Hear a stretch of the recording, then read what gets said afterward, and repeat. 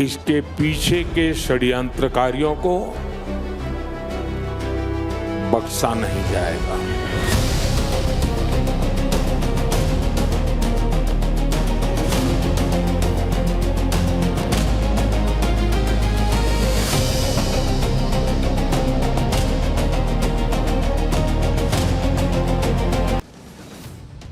जब से दिल्ली ब्लास्ट हुआ है तब से सबकी नजर प्रधानमंत्री नरेंद्र मोदी पर है कि नरेंद्र मोदी इस बार अब क्या बड़ा करने वाले हैं, क्योंकि पीएम पहले ही कह चुके हैं कि अब कोई एक भी आतंकी घटना हुई तो उसे एक्ट ऑफ वॉर मानकर कार्रवाई हो। पिछले 24 घंटे में प्रधानमंत्री मोदी 2 बार खुली चेतावनी भी दे चुके। उन्होंने पाकिस्तान का नाम तो नहीं लिया क्योंकि अभी जांच चल रही है, लेकिन पाकिस्तान के होश इसी से उड़े हुए हैं। दिल्ली ब्लास्ट के गुनहगारों को आज प्रधानमंत्री ने दूसरी वार्निंग दे डाली और भूटान से लौटने के बाद कैबिनेट कमेटी ऑन सिक्योरिटी की मीटिंग बुलाई। कैबिनेट कमेटी ऑन सिक्योरिटी सुरक्षा मामलों में फैसले लेने वाली सर्वोच्च कमेटी है इस देश की, जिसमें प्रधानमंत्री होते हैं, होम मिनिस्टर होते हैं यानी अमित शाह, डिफेंस मिनिस्टर यानी Rajnath Singh, national security adviser यानी अजीत डोवाल, ये सारे लोग इसमें होते हैं। इस कमेटी के फैसले ने पिछली बार पाकिस्तान के धागे खोल दिए थे। इसी कमेटी ने निर्णय लिया था कि इसको मारना पड़ेगा, इसको छोड़ नहीं सकते। ऑपरेशन सिंदूर से पाकिस्तान का धुआं धुआं कर दिया गया था। अब इसी सीसीएस की आज भी थोड़ी देर पहले एक मीटिंग हुई है और इस वक्त की जो बड़ी खबर आ रही है उस मीटिंग से पहले आपको वो बता दूं। सीसीएस यानी कैबिनेट कमेटी ऑन सिक्योरिटी की बैठक में बड़ा फैसला हुआ है। दिल्ली ब्लास्ट आतंकी हमला है। सरकार ने दिल्ली ब्लास्ट को आतंकी हमला माना है और खुलकर इसको लेकर रेजोल्यूशन पास हुआ है इस सीसीएस की बैठक में। आतंक के हर स्वरूप के खिलाफ जीरो टॉलरेंस लिखकर यह रेजोल्यूशन जो है वो बाकायदा पास किया गया है कि बॉस टेररिज्म बर्दाश्त नहीं किया जाएगा। यह टेरर अटैक था, दिल्ली ब्लास्ट जघन्य आतंकी हमला था। ये अब कैबिनेट कमेटी ऑन सिक्योरिटी ने बाकायदा रेजोल्यूशन पास करके दुनिया को बता दिया है। यानी मोदी सरकार ने दुनिया को बता दिया है कि दिल्ली में जो ब्लास्ट हुआ वो एक जघन्य आतंकी हमला है और मोदी सरकार ये पहले ही कह चुकी है कि अब कोई भी आतंकी हमला होगा तो उसे एक्ट ऑफ वॉर माना जाएगा। यानी बहुत इफ एंड बट की स्थिति बनती नहीं कि अब यह मामला यहां से कहां जा सकता है। दिल्ली ब्लास्ट को लेकर आज मोदी कैबिनेट से एक प्रस्ताव पारित हुआ जिसमें क्या क्या लिखा था आपको यह बताता हूं। इस प्रस्ताव में कहा गया है कि देशद्रोही तत्वों ने दिल्ली में एक जघन्य आतंकी हमला किया है। कैबिनेट इस कायरतापूर्ण आतंकी हमले की निंदा करती है। इस आतंकी हमले के साजिशकर्ताओं को और उनके स्पॉन्सर की पहचान की जाएगी और उन्हें उनके अंजाम तक पहुंचाया जाएगा। सरकार इस आतंकी हमले की जांच को उच्च स्तर पर मॉनिटर कर रही है। कैबिनेट ने तेज एक्शन के लिए सुरक्षा एजेंसीज की तारीफ भी की है। सुनिए कैबिनेट की मीटिंग के बाद केंद्रीय मंत्री अश्विनी वैष्णव ने क्या कहा है, उसके बाद आपको दिखाता हूं कि पीएम मोदी ने क्या कह दिया जिससे पाकिस्तान में हड़कंप मचा हुआ है। क्या सरकार ने इसे आतंकी हमला माना है और जिस तरह से आतंकी संगठनों के नाम आ रहे हैं, क्या इसके पीछे पाकिस्तान का नाम भी सामने आया है? सरकार इसको कैसे देखती है? Thank you. मैंने रेजोल्यूशन के टेक्स्ट को आपके सामने पढ़ा। बहुत स्पष्ट तौर से जघन्य आतंकवादी घटना, यानी नरेंद्र मोदी सरकार ने खुलकर अब दुनिया को कह दिया है कि यह टेररिस्ट अटैक हुआ है। बॉस जांच कर रहे हैं कौन कौन इसमें शामिल थे, सब दुनिया के सामने रखेंगे और फिर क्या होना है वो तो भारत पहले बता चुका है। सीसीएस की मीटिंग से पहले ही नरेंद्र मोदी 2 बार चेतावनी ऑलरेडी दे चुके हैं। उन्होंने दिल्ली ब्लास्ट करके देश को दहलाने की बहुत बड़ी साजिश रचने वाले आतंकियों और उनके आकाओं दोनों को क्लियर मैसेज दिया है। उन्होंने भूटान से आने के बाद कहा कि जो भी इस साजिश के पीछे हैं उन्हें उनके अंजाम तक पहुंचाया जाएगा। इससे पहले पीएम मोदी ने भूटान में भी यह बात कही थी कि छोड़ने वाले नहीं, और अंग्रेजी में भी कही थी। अब भूटान से लौटने के बाद उन्होंने फिर यह बात कही है कि छोड़ेंगे नहीं। Those behind the conspiracy will be brought to justice. 24 घंटे में 2 बार पीएम मोदी की चेतावनी से पाकिस्तान में हड़कंप मचा हुआ है। इसके बाद सीसीएस की मीटिंग में बड़ा फैसला होना, इसे आतंकी हमला करार देना और कहना कि छोड़ेंगे नहीं, इससे पाकिस्तान का तनाव बढ़ गया है। पाकिस्तान की मीडिया में चर्चा शुरू हो गई है कि पीएम मोदी अब पाकिस्तान को फिर फोड़ने वाले हैं। देखिए, पाकिस्तान के पत्रकार हों, लोग हों, सबको समझ में आ रहा है कि पाकिस्तान ने जो किया है उसके बाद मोदी का नया भारत तो नहीं छोड़ने वाला। पाकिस्तान के होश इसलिए उड़े हैं क्योंकि उसे पता है कि नरेंद्र मोदी छोड़ने वालों में से है नहीं। नरेंद्र मोदी को पता चल चुका है कि दिल्ली ब्लास्ट करने वालों की जो साजिश थी, वो साजिश कितनी भयानक थी।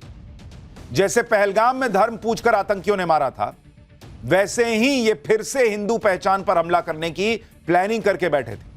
आतंकियों का पूरा प्लान था कि हिंदू पहचान पर हमला किया जाए और इसके लिए राम मंदिर और बाकी टारगेट निशाने पर थे। हिंदू त्योहारों को भी इन्होंने टारगेट कर रखा था और बड़ा खुलासा हुआ है जांच में कि ये लोग दिवाली पर हमला करने वाले थे। कई और धार्मिक स्थल इनके निशाने पर थे, जिसमें राम मंदिर और काशी विश्वनाथ मंदिर शामिल है। यह भी खुलासा हुआ है कि आतंकी इसी फिराक में थे कि 6 दिसंबर को अयोध्या में धमाका करके बाबरी का बदला लिया जाए। ये कैसे लोग हैं बॉस? इनका बाबरी का बदला ही खत्म नहीं हो रहा। दुनिया कहां से कहां चली गई। डॉक्टर बन गए लेकिन इनको बाबरी का बदला ही लेना है और राम मंदिर को निशाने पर लिए बैठे थे। यानी फिर वही सब था जैसा पहलगाम में दिखा था। दिल्ली ब्लास्ट में आतंकियों का असली प्लान क्या था, टारगेट पर कौन कौन से मंदिर थे, पूरी डिटेल अभी आपको आगे बताऊंगा कि जांच में कैसे कैसे क्या पता चला है। दिल्ली ब्लास्ट की गंभीरता इसी से समझिए कि नरेंद्र मोदी ने अब तक के 11 साल में देश के शहरों के अंदर, बड़े शहरों के अंदर कोई धमाका नहीं होने दिया। जिन शहरों, जिन बाजारों, जिन चौक चौराहे में यूपीए के जमाने में आए दिन बम फूटते थे, नरेंद्र मोदी ने 11 साल पूरे देश को सुरक्षित घेरे में रखा। आतंकी कश्मीर में घुसते थे, वहीं ठोक दिए जाते थे। इसलिए अब जब फिर से साजिश हो रही है कि उसी तरह से भारत को आतंक की आग में जलाया जाए, तो नरेंद्र मोदी ऐसा होने तो नहीं देंगे। इसलिए देखिए पीएम मोदी कैसे लगातार एक्शन में। भूटान से लौटते ही पीएम मोदी एयरपोर्ट से सीधे एलएनजेपी अस्पताल चले गए। पीएम मोदी ने वहां घायलों से मुलाकात की, उनका हालचाल पूछा। पीएम मोदी एक एक घायल के पास गए, उनसे बातचीत की, उनका हौसला बढ़ाया। आप देखिए जैसे घर का कोई बुजुर्ग होता है, एक एक से मिले, तबीयत ठीक है नहीं है, कैसे हो, सबसे बातचीत की। घायलों ने पीएम मोदी को जो आप बीती बताई, उसे पीएम मोदी बहुत ध्यान से सुन रहे थे। पीएम मोदी ने किसी घायल के कंधे पर हाथ रखकर उसकी हिम्मत बढ़ाई, किसी के सिर पर हाथ रखकर यह भरोसा दिया कि सरकार उनके साथ है, और उनके चेहरे का भाव बता रहा था कि उन जख्मों को देखकर वो खुद कितने दर्द में। घायलों के अलावा पीएम मोदी डॉक्टर्स की टीम से भी मिले। ऐसे वक्त में जो ब्लास्ट के पीड़ित अस्पताल में संघर्ष कर रहे हैं, पीएम मोदी को अपने बीच देखकर उनकी भी हिम्मत बढ़ी होगी, दर्द कुछ कम हुआ होगा। इससे पहले पहलगाम हमले के वक्त भी जब पीएम मोदी सऊदी अरब से लौटे थे, तो एयरपोर्ट पर ही उन्होंने हाई लेवल मीटिंग कर ली थी। इधर नरेंद्र मोदी एक्शन में है, उधर तेजी से जांच आगे बढ़ रही है। आज दिल्ली ब्लास्ट के सीसीटीवी फुटेज भी आ गए। यह ब्लास्ट का पहला सीसीटीवी फुटेज है जिसमें ब्लास्ट होता हुआ दिख रहा है। गौर से देखिए, चांदनी चौक कंट्रोल रूम में कैमरे में ब्लास्ट का वीडियो रिकॉर्ड हुआ और आप देखिए कितनी ज्यादा वहां पर भीड़ थी। पूरा जाम लगा हुआ है और उसी जाम के बीच में यह ब्लास्ट होता है।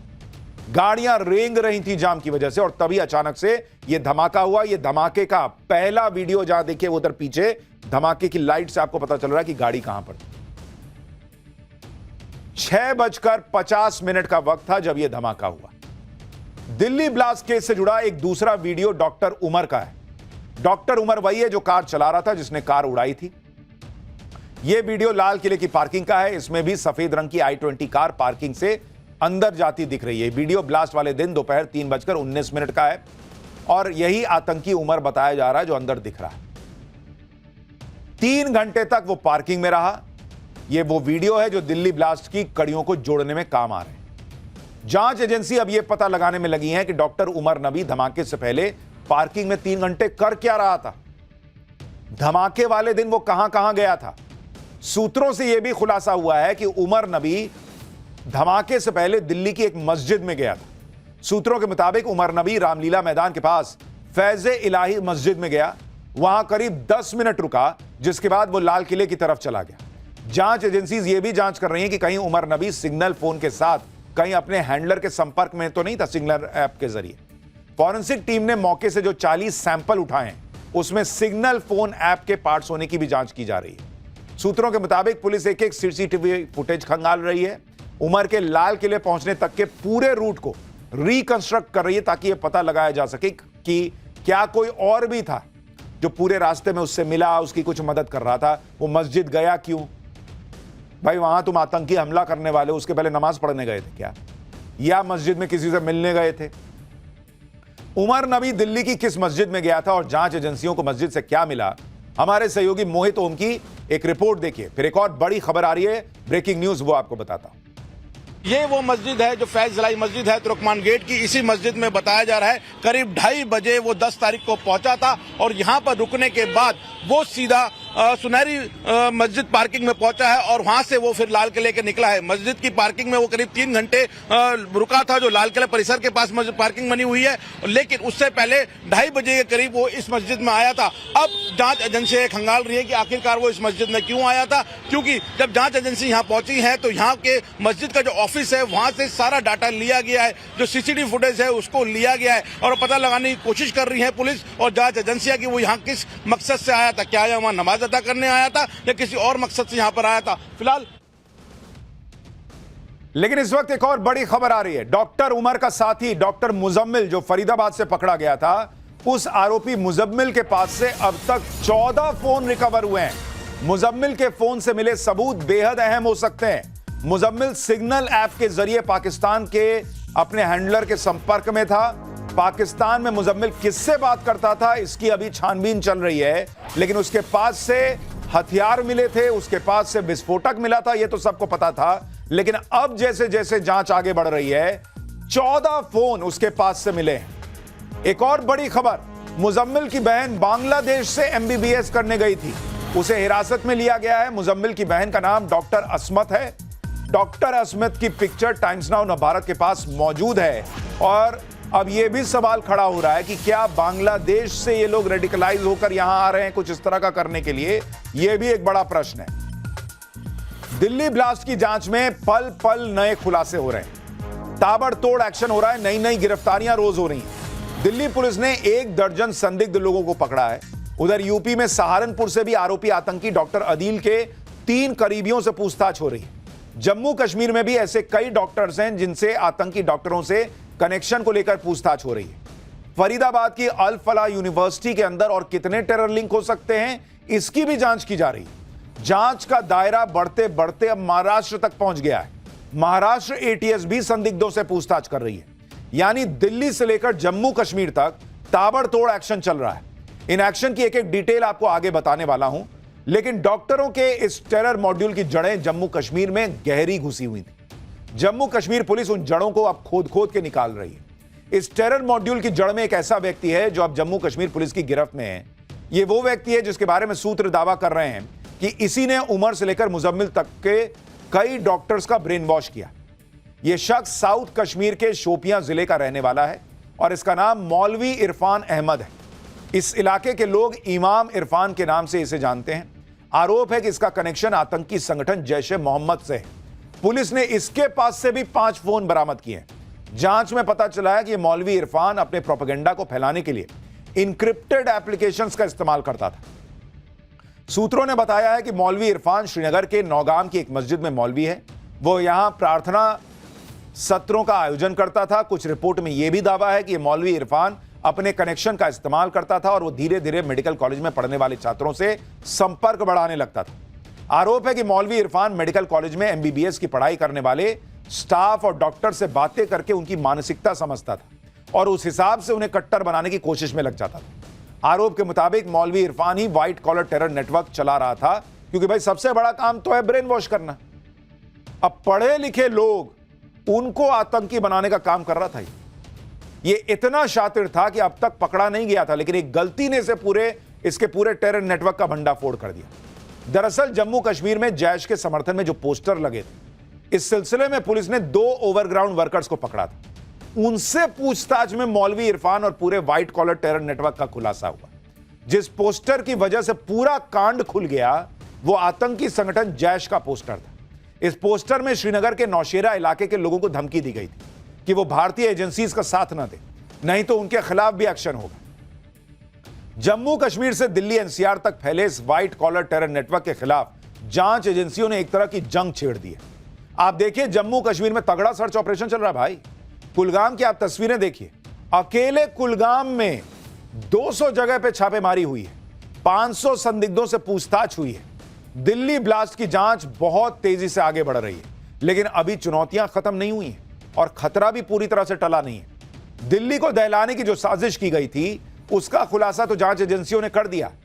हम आपको लगातार बता रहे हैं कि ये छोटी मोटी साजिश नहीं थी, बड़ी प्लानिंग थी इनकी। भारत को ऐसा जख्म देने की प्लानिंग जो अगर सुरक्षा एजेंसीज ने न रोका होता, भाई साहब, देश में ऐसा आतंकी हमला न हुआ होता जो ये लोग प्लान किए बैठे थे। उसके बारे में अभी डिटेल आगे बताऊंगा, लेकिन अभी भी चुनौतियां जो बची हैं, पहले उनके बारे में सुनिए। दिल्ली ब्लास्ट में 2 गाड़ियां इस्तेमाल हुई थी कहा जा रहा है। एक कार i20 में तो विस्फोट हुआ, दूसरी लाल रंग की कार इको स्पोर्ट है।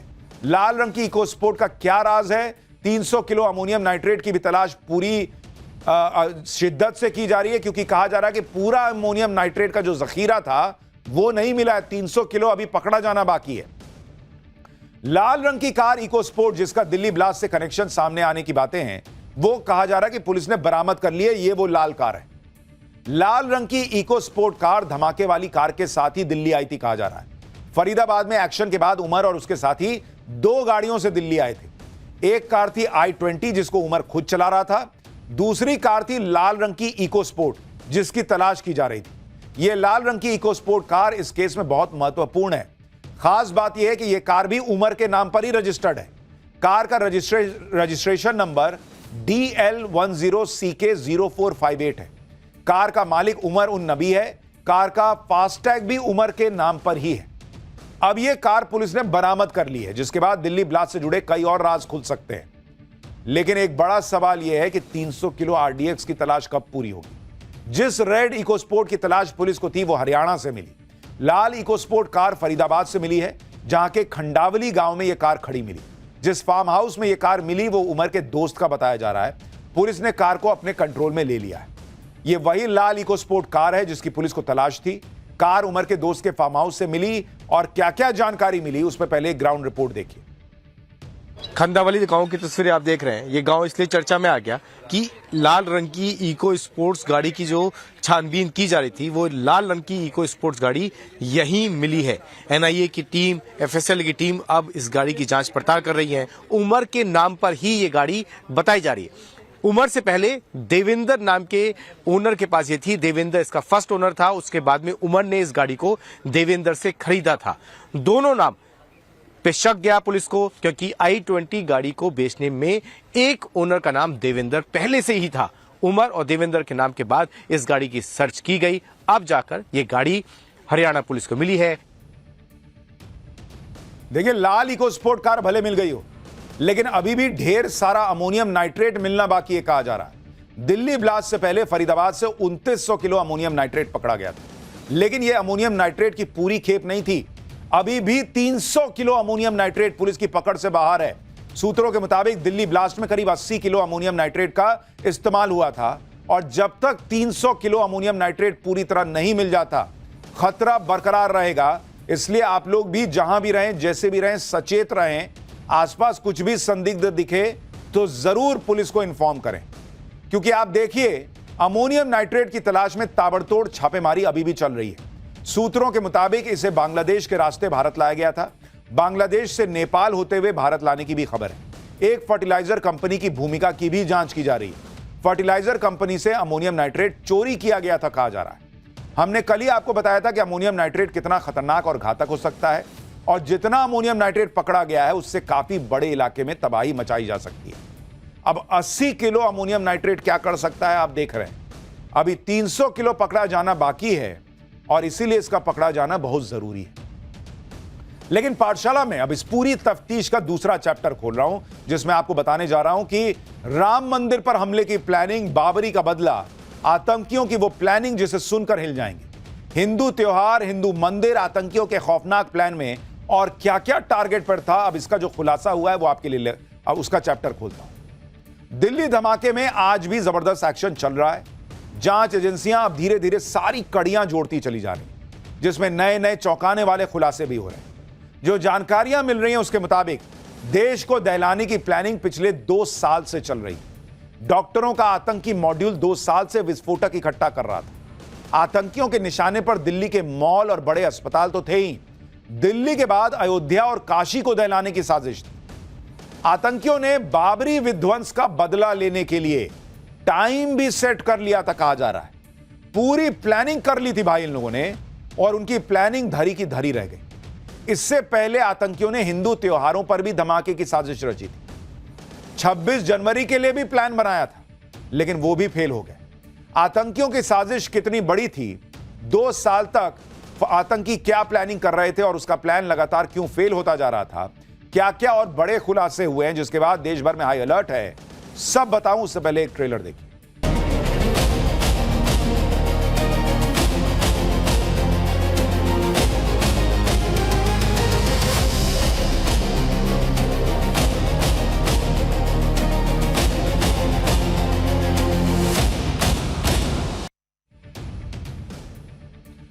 दिल्ली में लाल किले के पास हुए ब्लास्ट की साजिश 1-2 दिन में नहीं रची, बल्कि इसकी प्लानिंग कई सालों से की जा रही थी, कहा जा रहा है। आतंकी डॉक्टर अदील और मुजम्मिल के साथ गिरफ्तार की गई डॉक्टर शाहीन ने पुलिस के सामने बड़ा कबूलनामा किया है। डॉक्टर शाहीन ने पुलिस को बताया कि आतंकी पिछले 2 साल से देश में धमाके की प्लानिंग कर रहे थे। शाहीन और उसके सहयोगी व्हाइट कॉलर टेरर मॉड्यूल से जुड़े थे, जो जैश ए मोहम्मद और अंसार गजवतुल हिंद से संपर्क में था। आतंकी उमर, अदील और मुजम्मिल 2 साल से अमोनियम नाइट्रेट जैसे विस्फोटक जमा कर रहे थे। सोचिए बॉस, 2 साल से। फरीदाबाद में आतंकी मुजम्मिल के 2 ठिकानों से पुलिस ने 2900 किलो अमोनियम नाइट्रेट बरामद किया था। इनका मकसद जैश ए मोहम्मद के निर्देश पर देश भर में बड़े पैमाने पर धमाके करने का था। दिल्ली धमाके के बाद हो रही इन्वेस्टिगेशन में जो खुलासे हो रहे हैं, वो और चौंकाते चले जा रहे हैं। आतंकियों के निशाने पर उत्तर प्रदेश के मंदिर और धार्मिक स्थल थे। खास तौर पर आतंकियों ने अयोध्या के राम मंदिर और वाराणसी के काशी विश्वनाथ मंदिर को टारगेट किया हुआ था। गिरफ्तार हुई आतंकी शाहीन ने तो अयोध्या में स्लीपर सेल को एक्टिवेट भी कर रखा था। आतंकियों की हिटलिस्ट में दिल्ली के अस्पताल और भीड़भाड़ वाले इलाके भी थे। सूत्रों के मुताबिक इन लोगों का प्लान दिवाली के दिन धमाके करने का भी था, यानी हिंदू मंदिर और हिंदू त्योहार ये इनके निशाने पर थे। जैसे वहां पहलगाम में हिंदू जो सैलानी थे उनको टारगेट किया गया।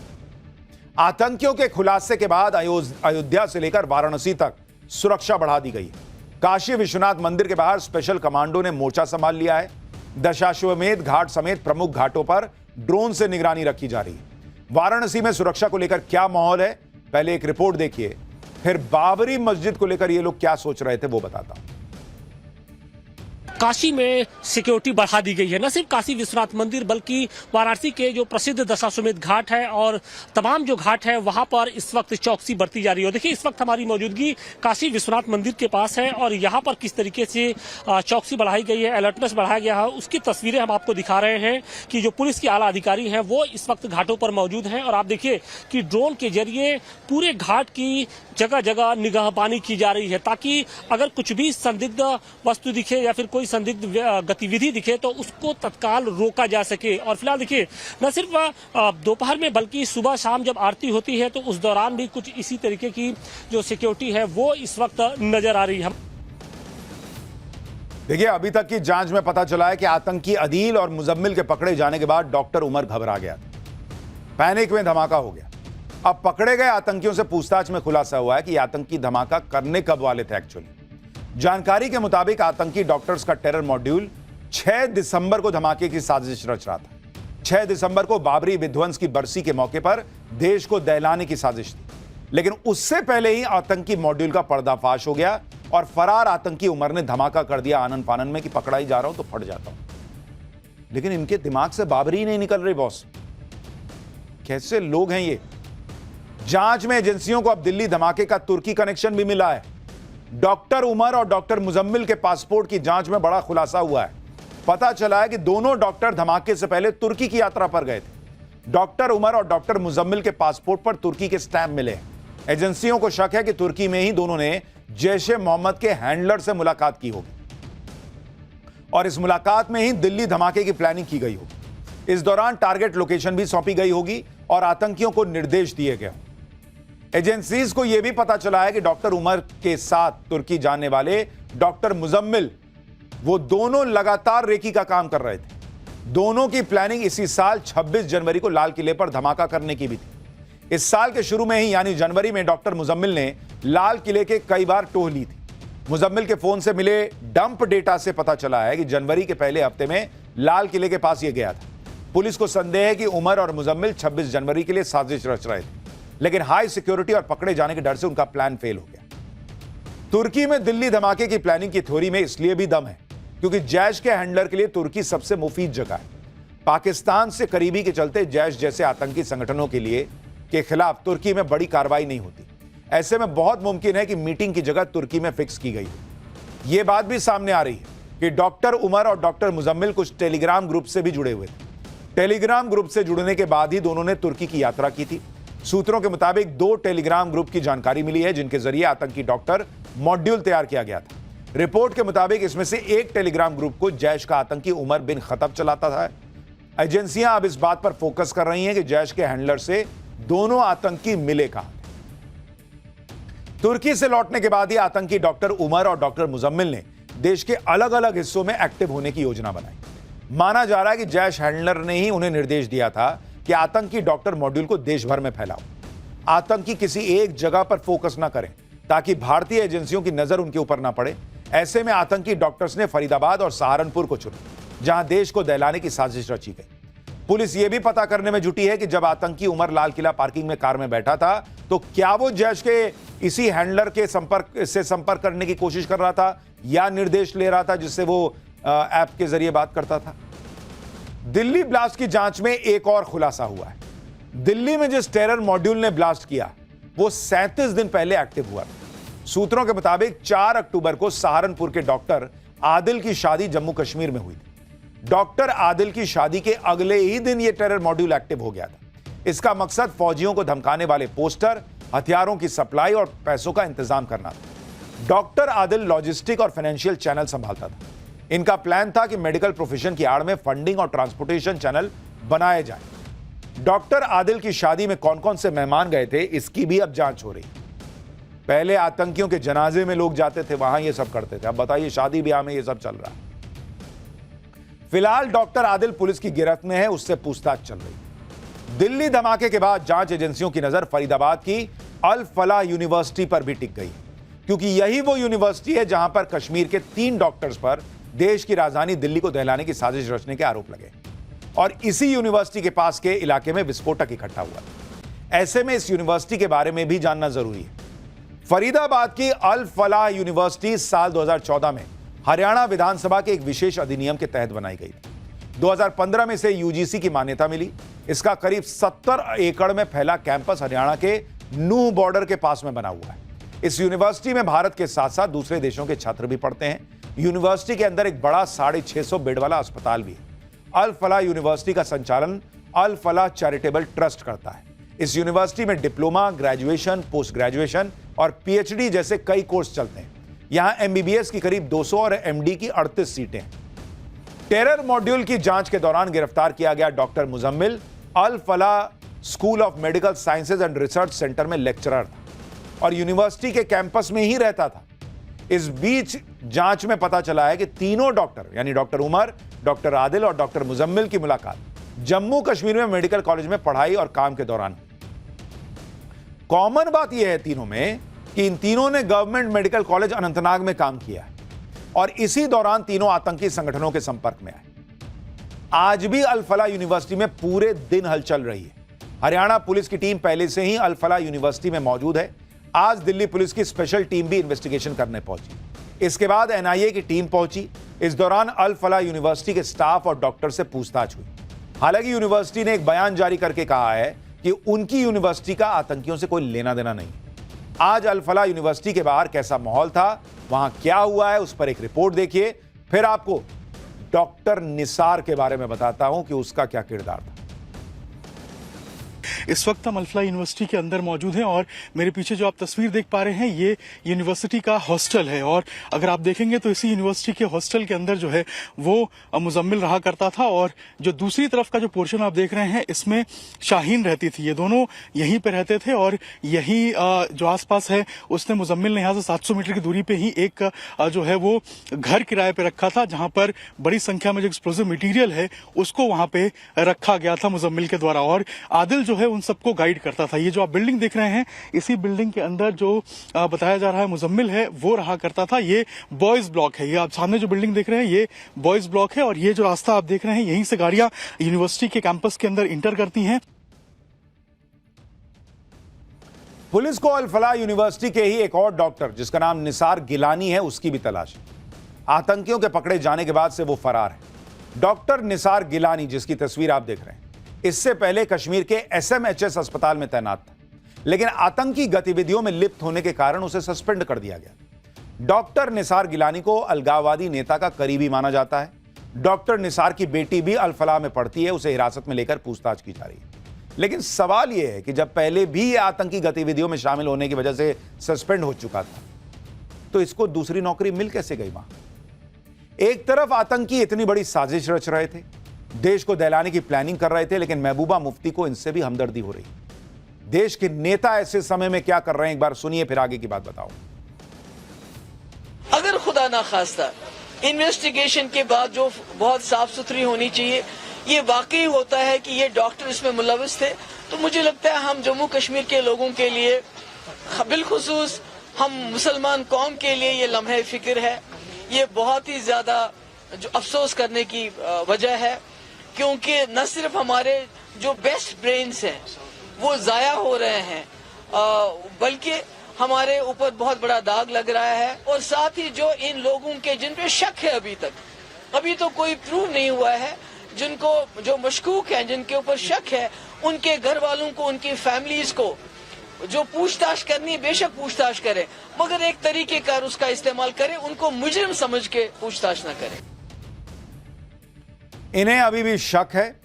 जब ये लोग मान लीजिए साबित हो जाएं, उसके बाद ये दूसरी चीज शायद ये कहेंगे कि कोई मजबूरी रही होगी, किसी ने पता नहीं मारा पीटा होगा, कोई दर्द रहा होगा, कोई यूं ही आतंकी नहीं बन जाता। ये सब घिसा पिटा जो टेप रिकॉर्डर इन लोगों का है वो देश सुनता रहा है। महबूबा मुफ्ती पर आरोप लग रहा है कि वो आरोपियों को कवर फायर दे रही। तो कर्नाटक के मंत्री इसमें पॉलिटिकल कनेक्शन खोज के लिए आए। बॉस, कर्नाटक सरकार के मंत्री जमीर अहमद ने क्या कहा है वो सुनिएगा तो शॉक्ड रह जाएगा। सुनिए जरा भाई साहब। हमको आश्चर्य क्या है, ये बॉम्ब ब्लास्ट जो हुआ है 10 तारीख को हुआ है, 11 तारीख को चुनाव है बिहार के अंदर। अभी आप भी देखे होंगे हमारा कन्नड़ माध्यम के अंदर वो लोग बोल रहे थे कुछ पॉलिटिकल है क्या करके। हमको भी ये सुनने को आ रहा है कि इसके अंदर पॉलिटिकल इन्वॉल्वमेंट है करके सुनने को आ रहा है, पक्का नहीं बोलता हूँ। और ये जो भी पॉलिटिकल अगर बेनिफिट को एक आदमी की जान लेना है ना, उसको सही में उसको अच्छा नहीं होता है। आप इन लोगों का लेवल सोचिए बॉस। बिहार इलेक्शन था, पॉलिटिकल कनेक्शन सुनने में आ रहा है। जब सुनने में आ रहा है, कंफर्म नहीं है, तो बोल किस ले रहा है? क्या लोग हैं बॉस। और इस पॉलिटिक्स के बीच दिल्ली ब्लास्ट पर बागेश्वर बाबा ने बड़ी तीखी बात कह दी। बागेश्वर बाबा ने सवाल उठाते हुए कहा कि जो विस्फोटक मिल रहा है वो एक ही जगह से एक जैसे लोगों से क्यों मिल रहा है। उन्होंने कहा कि अगर आज हिंदू एकजुट नहीं हुआ ना, तो आने वाले समय में गली मोहल्ले में बम फूटेंगे। कुछ विदेशी ताकतें हिंदुओं की एकता से घबरा गई हैं। और बात ये उठ रहा है प्रश्न चिन्ह कि आखिर जो दंगा जिसके यहाँ से RDX पकड़ा गया वो एक ही कौम के क्यों निकले, और वो एक ही जगह से सामान क्यों निकला। आखिर कौन सी ऐसी शिक्षा नीति है जो इन लोगों को इतना मजहबी कट्टरपंथी बनाती है।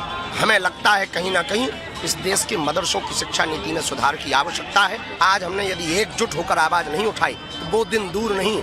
आज 8 मरे, कल 80, 800, 8000 हर गांव मोहल्ले में बम फूटेंगे यदि आज हिंदू एक नहीं है। इस वक्त एक और बड़ी खबर आ रही है। NIA ने 5 राज्यों में 10 ठिकानों पर छापेमारी की है। गुजरात में अलकायदा टेरर कॉन्स्पिरेसी केस में यह रेड हुई है। गुजरात, बंगाल, हरियाणा, मेघालय और त्रिपुरा में रेड पड़ी है। NIA ने कई डिजिटल उपकरण बरामद किए हैं। भारत में अवैध घुसपैठ से जुड़ा केस मिल रहा है। साल 2023 में 4 बांग्लादेशियों ने घुसपैठ की थी और भारत में घुसपैठ चारों का कनेक्शन अलकायदा से पाया गया। अब आप सोचिए बॉस, कहां एक तरफ जैश का मामला चल रहा है, दूसरी तरफ अलकायदा से कनेक्शन की बात हो रही है। मतलब भारत को हिला देने के लिए कितने बड़े बड़े आतंकी संगठन लगे हुए हैं। लेकिन अगला चैप्टर देखिए जिसमें आपको बताने जा रहा हूं कि आतंकी मसूद अजहर से फंडिंग, लेडी आतंकियों की भर्ती, डॉक्टर से आतंकी बनी शाहीन की पूरी कुंडली खुली तो क्या मिला? आतंकियों की कमांडर बनने के लिए पति से तलाक लिया क्या? डॉक्टर शाहीन का वो सच क्या है जो आपको हैरान कर देगा? उस महिला डॉक्टर आरोपी की जिसकी सबसे ज्यादा चर्चा है, अब उसके बारे में आपको बताता हूं।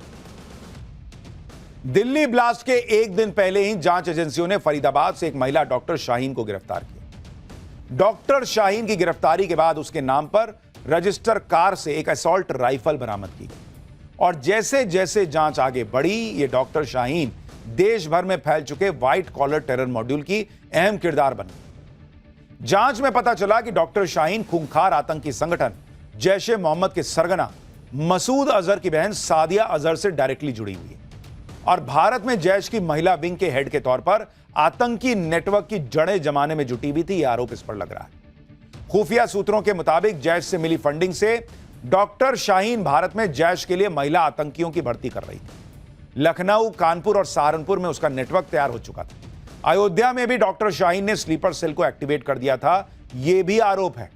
सूत्रों के मुताबिक पूछताछ में लेडी टेररिस्ट डॉक्टर शाहीन ने मान लिया है कि वो अपने साथी आतंकी डॉक्टर्स के साथ मिलकर देश भर में आतंकी हमलों की प्लानिंग में जुटी थी। आज पाठशाला में भारत में जैश की महिला विंग की सरगना बन चुकी आतंकी डॉक्टर शाहीन की पूरी कुंडली खोलने जा रहे हैं। साथ ही आपको यह बताएंगे कि डॉक्टर शाहीन के पूर्व पति और भाई ने उसके क्या क्या राज खोले। लेकिन पहले जांच में जो हुआ है उसकी एक झलक देखिए। भाई बहन हमारे ऐसे इस लाइन के हैं ही नहीं। उनको कहाँ जाना था, क्या जाना था, मुझे कुछ नहीं आइडिया उसके बारे में।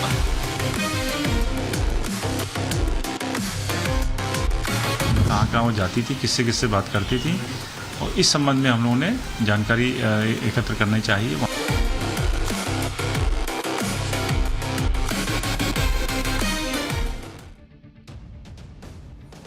हमने कल ही पाठशाला में आपको बताया था कि डॉक्टर शाहीन यूपीएससी का एग्जाम पास करने के बाद कानपुर के जीएसवीएम कॉलेज में लेक्चरर नियुक्त हुए यूपीपीएससी का। आज डॉक्टर शाहीन की एक पुरानी तस्वीर वायरल हो रही है। यह तस्वीर कानपुर के मेडिकल कॉलेज में उसकी तैनाती के समय की बताई जा रही है। इस तस्वीर में सलवार सूट पहने और चश्मा लगाए डॉक्टर शाहीन मेडिकल स्टूडेंट्स के बीच खड़ी मुस्कुराती हुई नजर आ रही। लेकिन उसके साथ मौजूद मेडिकल स्टूडेंट्स को इस बात का अंदाजा भी नहीं रहा होगा कि डॉक्टर शाहीन के दिमाग में टेरर नेटवर्क को लेकर उस वक्त भी कितनी खौफनाक प्लानिंग चल रही है। मेडिकल स्टूडेंट्स के बीच मुस्कुराती दिख रही डॉक्टर शाहीन अब फरीदाबाद टेरर मॉड्यूल की अहम किरदार बताई जा रही है। डॉक्टर शाहीन से पूछताछ में जुटी यूपी एटीएस की टीम भी हैरान है कि जो शाहीन बचपन से पढ़ाई में टॉपर रही, देश ने उसे डॉक्टर बनाने के लिए सिस्टम की पूरी मदद दी, वो उसी देश की दुश्मन बन गई।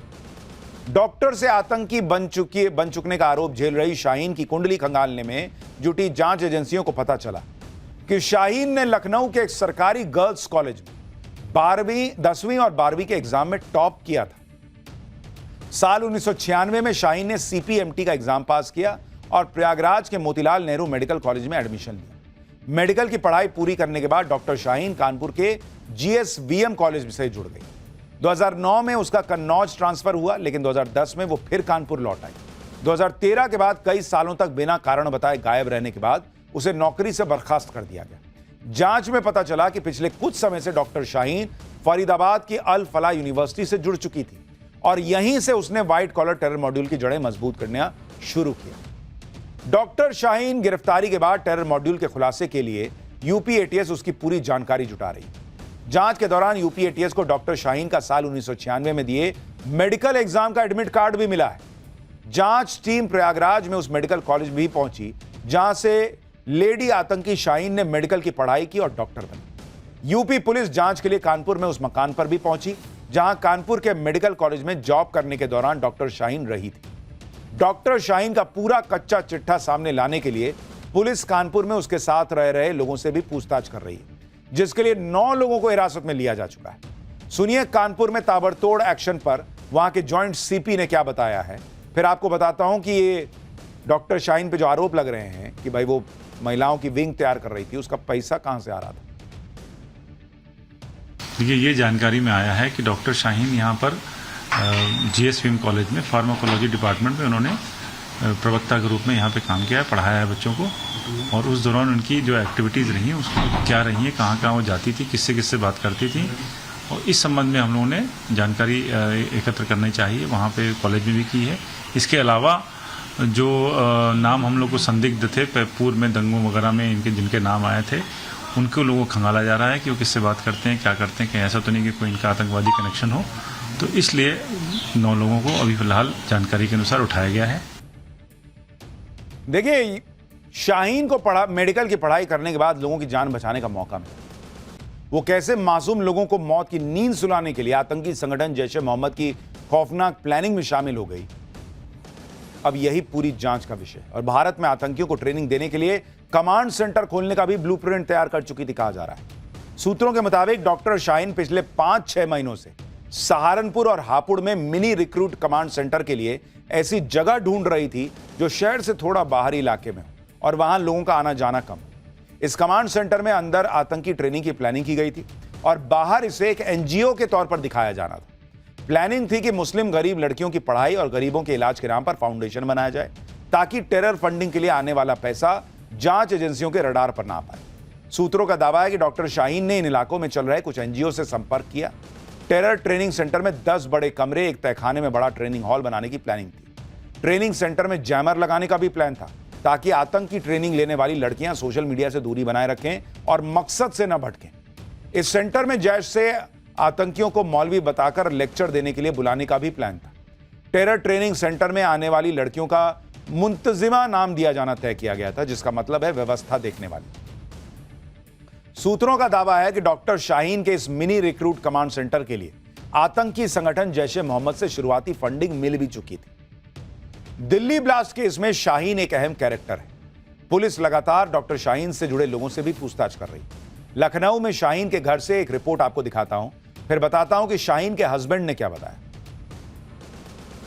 लखनऊ के लालबाग के कंधारी बाजार मकान नंबर 121, ये पता है संदिग्ध आतंकी शाहीन का। ये पुश्तैनी घर है शाहीन का, जहां उसके पिता और भाई जो है शोएब रहते हैं। आज UP police, UP ATS, NIA और जम्मू कश्मीर की पुलिस यहां पहुंची थी और करीब 1 घंटे तक पूछताछ की है। इस पूछताछ में कई सारे ऐसे सवाल हैं जिसके जवाब जानना बेहद जरूरी है। जिस तरह से शाहीन को फरीदाबाद के मामले में गिरफ्तार किया गया है, उसके बाद से लगातार उससे जुड़े हुए राज सामने आ रहे हैं। कहा जा रहा है कि शाहीन की गार्ड से ही AK-47 बरामद हुआ था, जिसके बाद उसको जम्मू कश्मीर पुलिस ने गिरफ्तार किया था। और यह भी कहा जा रहा है कि जो शाहीन का छोटा भाई है डॉक्टर परवेज, उसके कार से भी मुजफ्फर में जो गिरफ्तारी हुई थी, बड़ी संख्या में असलहे बरामद हुए थे। ये लिंक जुड़ा। उसके बाद पुलिस आज सबसे पहले यूपी एटीएस और जो जम्मू कश्मीर की पुलिस है वो डॉक्टर परवेज के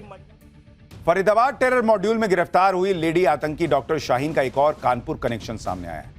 डॉक्टर शाहीन की कानपुर में डॉक्टर जफर हयात के साथ साल 2003 में शादी हुई, जो महाराष्ट्र के रहने वाले हैं और कानपुर के ही एक हॉस्पिटल में आंखों के डॉक्टर हैं। लेकिन आतंकियों का कमांडर बनने का सपना पाल रही डॉक्टर शाहीन ने शादी के 10 साल बाद 2013 में अपने पति से तलाक ले लिया। डॉक्टर जफर हयात के मुताबिक तलाक के बाद से उनका डॉक्टर शाहीन से किसी तरह का कोई संपर्क नहीं रहा। सुनिए डॉक्टर शाहीन को लेकर उनके पूर्व पति ने क्या बताया। आखिरी बार वही डिवोर्स हुआ, उसके टाइम साइन के बाद ही नहीं हुई थी उस वक्त, क्योंकि वो जाना चाह रहे थे। मैंने कहा जाइए भाई, ठीक, मैं क्या कर सकता हूँ, जबरदस्ती मैं कर नहीं सकता हूँ कुछ।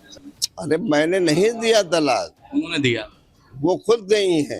उनको कहाँ जाना था, क्या जाना था, मुझे कुछ नहीं आइडिया उसके बारे में। बाहर जाने का जिक्र कर रही थी, कहाँ का? मैं ऑस्ट्रेलिया वगैरह जाऊंगी, जाना चाह रही हूँ। अगर आप चलो तो बेहतर रहेगा, क्योंकि वहाँ लाइफ अच्छी है।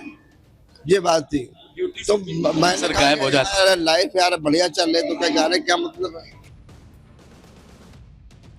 डॉक्टर शाहीन की गिरफ्तारी के बाद जांच एजेंसियों ने उसके आतंकी भाई डॉक्टर परवेज को भी गिरफ्तार किया। लखनऊ में भाई बहन की इस आतंकी जोड़ी के घर पर छापेमारी में लैपटॉप, कीपैड वाले मोबाइल फोन और कई अहम दस्तावेज मिले। सूत्रों का दावा है कि शाहीन और परवेज का नाम एक चैटबॉट ग्रुप से जुड़ा है, जिसमें आतंकी साजिश से जुड़ी सीक्रेट बातचीत होती थी। जांच में यह भी पता चला है कि डॉक्टर परवेज स्मार्टफोन नहीं बल्कि कीपैड वाले मोबाइल फोन का इस्तेमाल करता था। जांच एजेंसियों के सूत्रों के मुताबिक कीपैड वाले फोन का इस्तेमाल आतंकी ट्रेसिंग से बचने के लिए करते हैं। माना जा रहा है कि इन्हीं फोन्स की मदद से डॉक्टर परवेज अपनी बहन डॉक्टर शाहीन के इशारे पर जैश के हैंडलर्स और मॉड्यूल में शामिल डॉक्टर्स को कोडेड मैसेज भेजता था। डॉक्टर परवेज के घर से छापेमारी में कीपैड वाले 6 मोबाइल फोन, एक इंटरनेशनल सिम कार्ड, और एक सीक्रेट डिस्क भी मिली है। डॉक्टर शाहीन और डॉक्टर परवेज को लेकर हुए खुलासों पर उनका परिवार भी हैरान है। इन दोनों के बड़े भाई को यकीन नहीं हो पा रहा कि जिसके साथ वो बचपन से पले बड़े वो आतंकी कैसे बने। डॉक्टर शाहीन के बड़े भाई को सुनिए। यकीन तो नहीं हो रहा। क्यों? क्योंकि मैं भाई बहन हमारे ऐसे इस लाइन के हैं ही नहीं। आखिरी बार हमारी बात हुई हमारे करीब 4 साल ताल्लुक नहीं है कोई। यकीन तो नहीं हो रहा। क्यों? क्योंकि मैं भाई बहन हमारे ऐसे इस लाइन के हैं ही नहीं। आखिरी बार हमारी बात हुई हमारे करीब 4 साल ताल्लुक नहीं है कोई। पति से तलाक हो गया, जिस अस्पताल में काम कर रही थी वहां से गायब हो गई। पिता कहते हैं कि मैं तो 1.5 साल से 2 साल से मिला नहीं था। भाई कह रहा है मैं 4 साल से मिला नहीं था। तो मैडम कर क्या रही थी भाई? किसी से संपर्क में ही नहीं थी, परिवार में गायब चल रही थी और अब ये चीजें मिलने का आरोप लग रहा है। डॉक्टर शाहीन से जुड़ी एक और बड़ी खबर आई है। एजेंसियों को डॉक्टर नेटवर्क का बड़ा सुराग मिला है। नेटवर्क के 6 और डॉक्टर्स का सुराग मिलने की बातें निकल कर आ रही हैं। दिल्ली में शाहीन और परवेज ने मुलाकात की थी। शाहीन परवेज ने 6 डॉक्टर से मुलाकात की थी कहा जा रहा है। अक्टूबर में दिल्ली में नेटवर्क की मीटिंग हुई थी, यह भी आरोप लग रहा है। तो अब ये धीरे धीरे जैसे जैसे जांच आगे बढ़ रही है, इस जांच के दायरे में कई और डॉक्टर्स आते जा रहे हैं। और इसलिए कहा जा रहा है कि ये ऐसा नहीं है कि गैर पढ़े लिखे लोग थे जिनको फंसा दिया गया, ब्रेन वॉश कर दिया गया। सब डॉक्टर निकल रहे हैं बॉस। डॉक्टर शाहीन के पिता ने कहा है कि उनकी बेटी से वो पिछले 1.5 साल से मिले नहीं थे, 2 साल से घर नहीं आई थी। एक बार इनके पिता को भी सुनिए। मैं सबके सामने बता रहा हूँ, मेरी मुलाकात करीब 1.5 साल हुई है, भी नहीं हुई है। 1.5 साल से यहाँ पे 2 साल से नहीं आई हैं और 1.5 साल पहले तक की मेरी मुलाकात हुई है। अब एक एक बात लंबे समय से घर नहीं आने का कोई कारण कभी पता चला कहाँ है? भाई वो एक इंसान जब ड्यूटी पे है मैं तो खैरियत ही ले सकता हूँ। अच्छा, आखिरी बार कब बात हुई थी आपकी? आखिरी बार कब बात हुई? अभी मैंने आपको बताया 1.5 साल हुए। हालांकि अब पूरी तरह से ये जो छानबीन चल रही है वो पूरी तरह से इस पूरे नेटवर्क को, उसकी जो जड़ें हैं उसे जो है वो खंगाल रही है, जानकारियां जुटा रही है और जो जो बातें पता चलती जाएंगी हम आपके सामने लाते जाएंगे।